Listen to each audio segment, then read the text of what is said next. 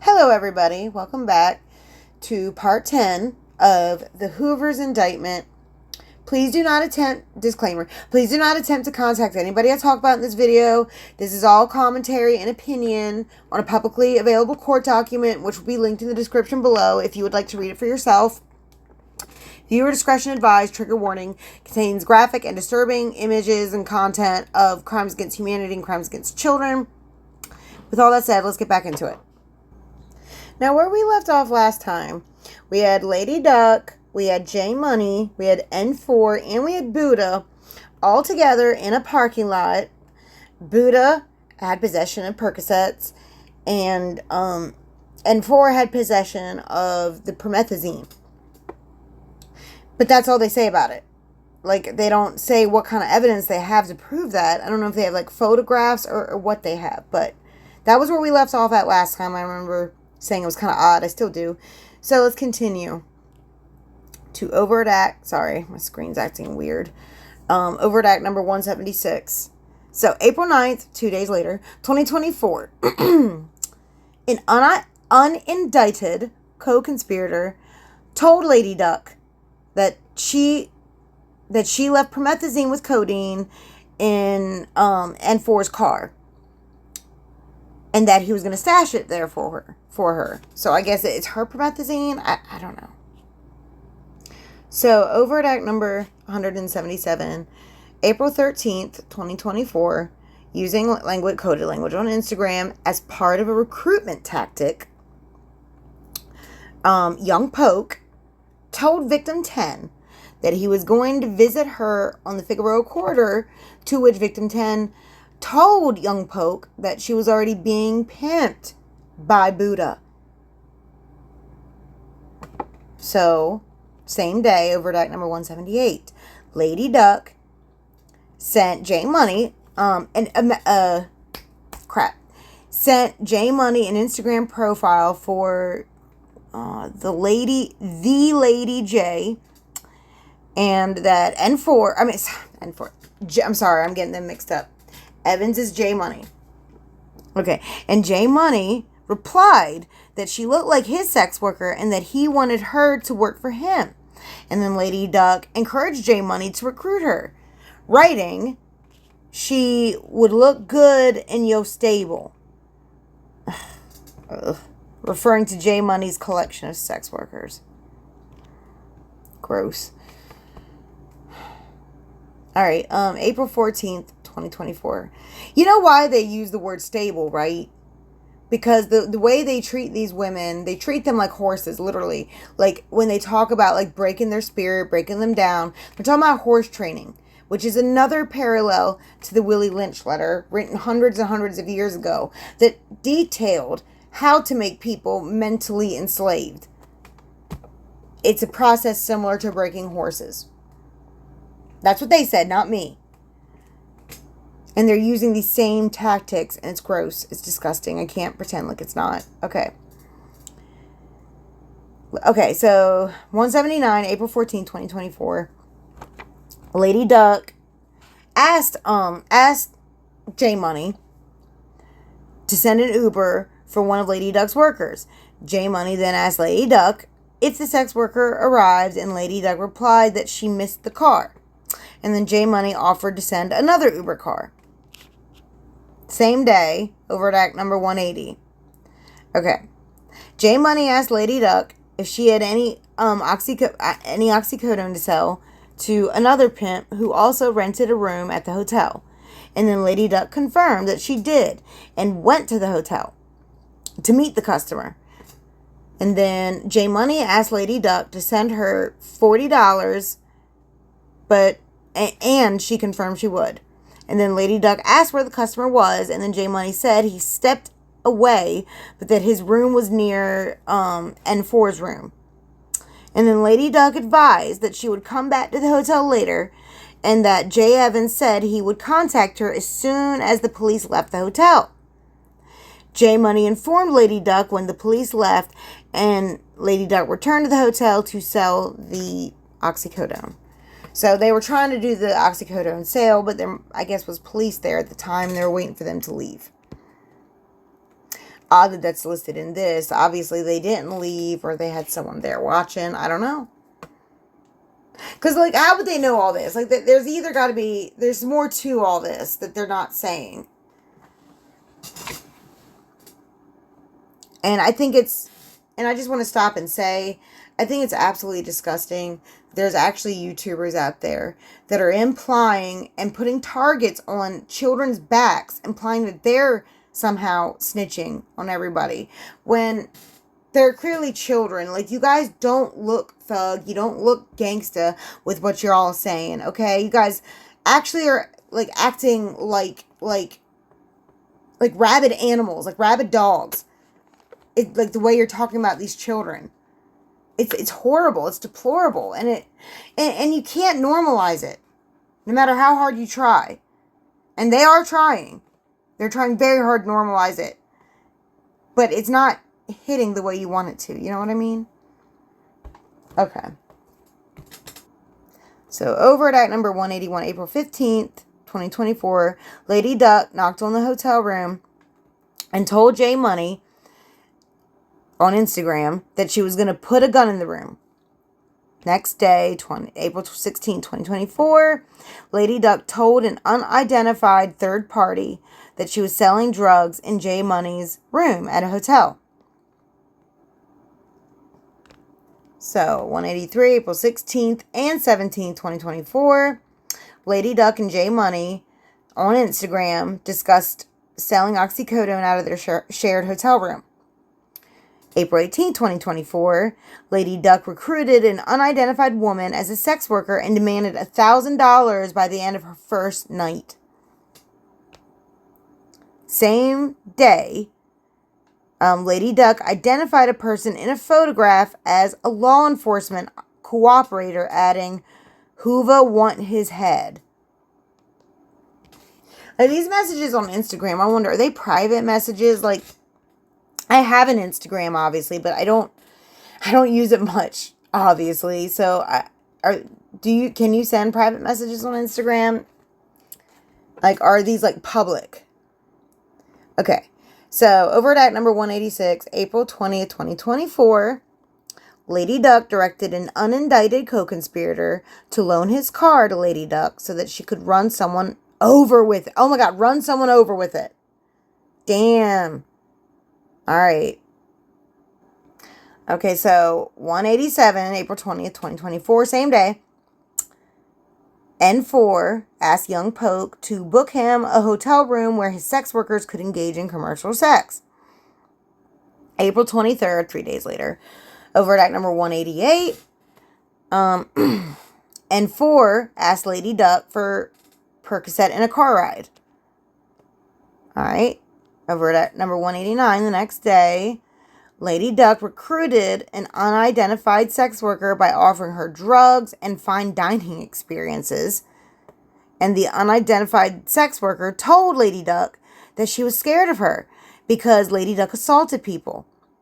And then Lady Duck claimed that she did not beat her sex workers, claiming that one of the people she beat had stolen $3,500 that Lady Duck was owed from a bank scam.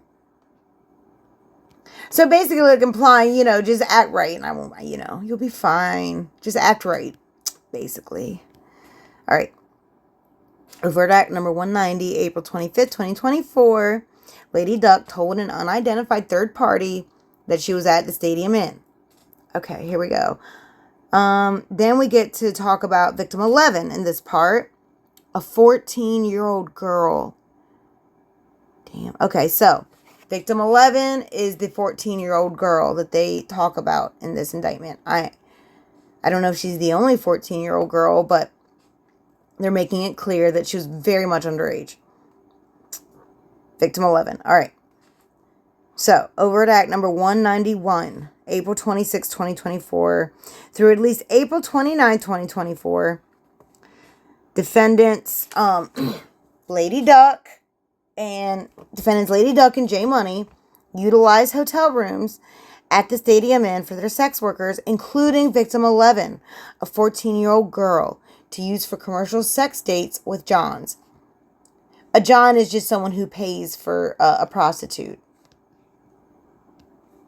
So over at number 192, on April 26th and 27th, 2024, J Money advised Lady Duck he was at the hotel room that they were sharing.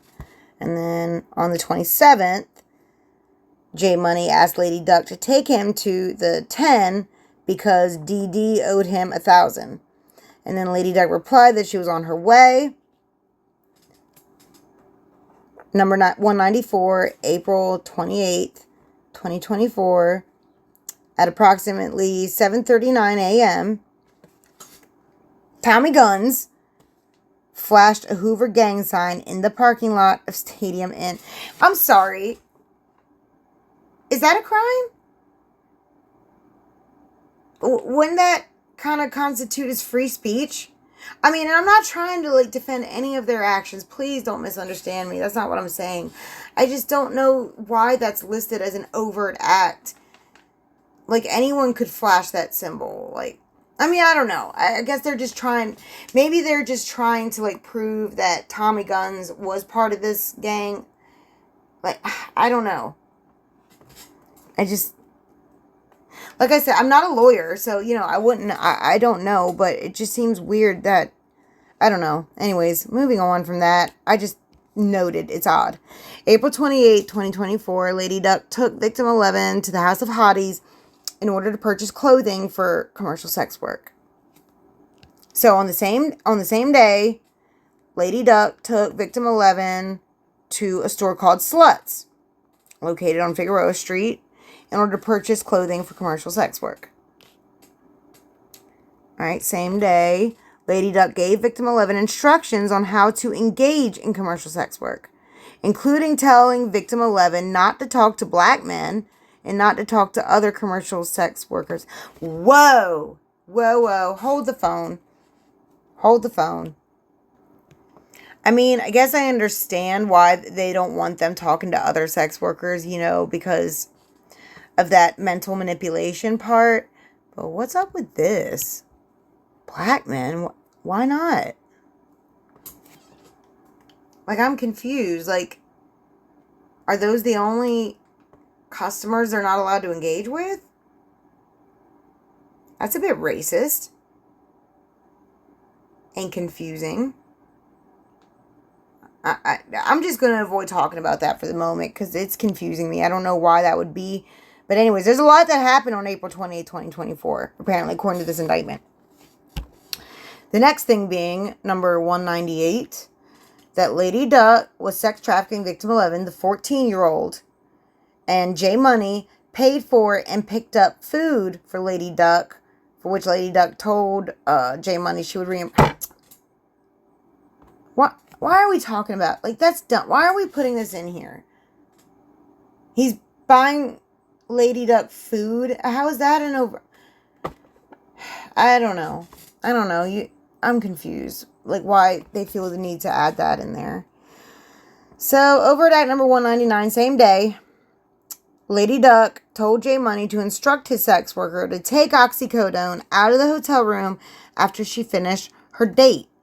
And then Lady Duck asked J Money to take 5 oxycodone pills to the person in the BMW that was parked in front of the hotel room at Stadium Inn, to which J Money agreed to do, and then Lady Duck advised that the customer sent $60 to Lady Duck and would give J Money an additional $40. Hours later, Lady Duck told J Money that she needed all of the remaining oxycodone and asked him to bring her all of it. Alright, so the next day, April 29th, Lady Duck gave victim 11 a narcotic pill while victim 11 was engaging in commercial sex acts, which resulted in victim 11 being under the influence. So they were getting her hooked on drugs, basically. Like, they knew what they were doing. 14-year-old girl, like, I'm assuming it's a female. Maybe it's a boy, but I don't know. But any 14-year-old, it doesn't matter.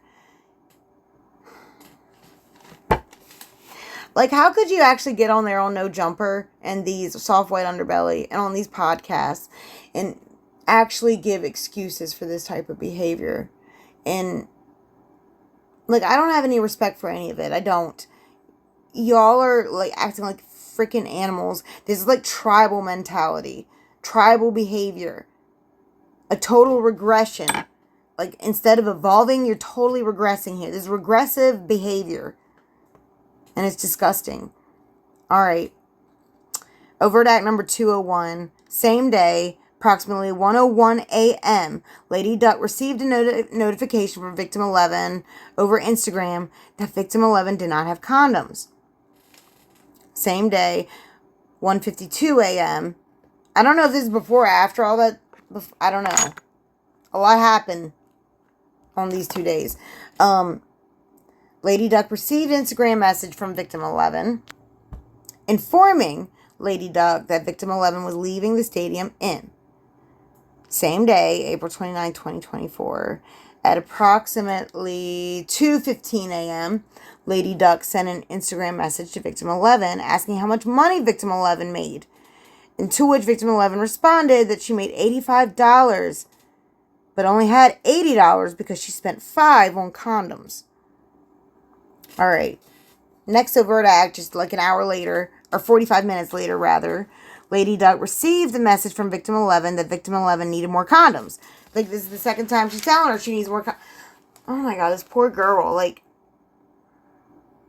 this poor girl. Okay, so then at 3:44 a.m., Lady Duck received a message from victim 11, informing Lady Duck that victim 11 was leaving Stadium Inn. Again, I'm assuming, like, what? Is she making her go back over and over through these couple hours? Like, why are they're leaving out some context here. Okay. At 4:36 a.m., Lady Duck sent an Instagram message to victim 11 directing her to get, oh my God, 5 more sex dates. So yeah, she's basically not letting her leave. This is like, what, day 2? Has this girl eaten anything other than drugs? Oh my God. Okay, so 4 hours. Oh wait, no. Like 12 or 15 hours, 14 hours later, 8:05 p.m. Same day, victim 11 sent a message to Lady Duck saying she forgot condoms again, to which Lady Duck directed victim 11 to have somebody else buy them. You're supposed to be her pimp, Lady Duck. Like, what is this? Like, you're not protecting your... It's just so inhumane and disgusting. This is so disgusting. She is a child. She is a baby. Like, oh my God. Like, what the...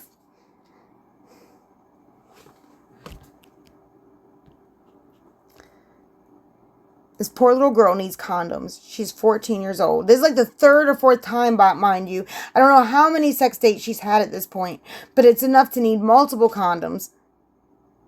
And Lady Duck just like, have someone else buy them.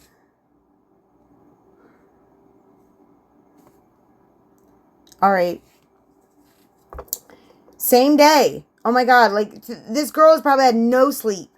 At 10:22 p.m., April 29th, Lady Duck sent a message to victim 11 asking where she was.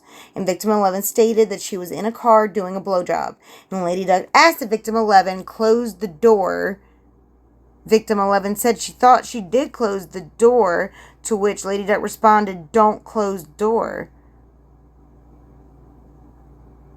I'm not sure what door she means. Like the car door, the hotel door. I'm not really sure what she means. Oh my God, on the same day.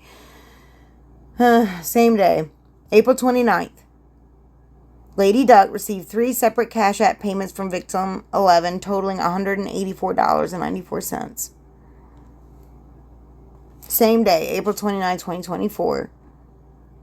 J Money told Lady Duck that he fired his sex worker and asked Lady Duck to get her gun and oxycodone and J Money's gun out of their hotel room.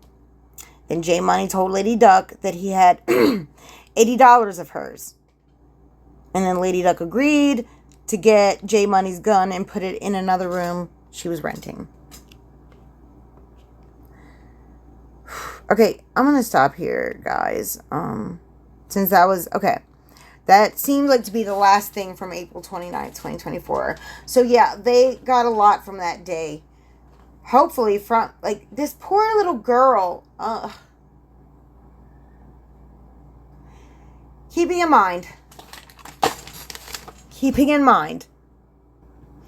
so, like, not only they demand, like, every single solitary cent that these girls make, they even, like, make them pay them more. Like, it's just so sad. I'm sorry. It's so hard to wrap your head around, because you've got, like, people, like I've said, on YouTube here glorifying this, like, saying some awful, horrible things. And like I said, it's no different. This is slavery. Okay?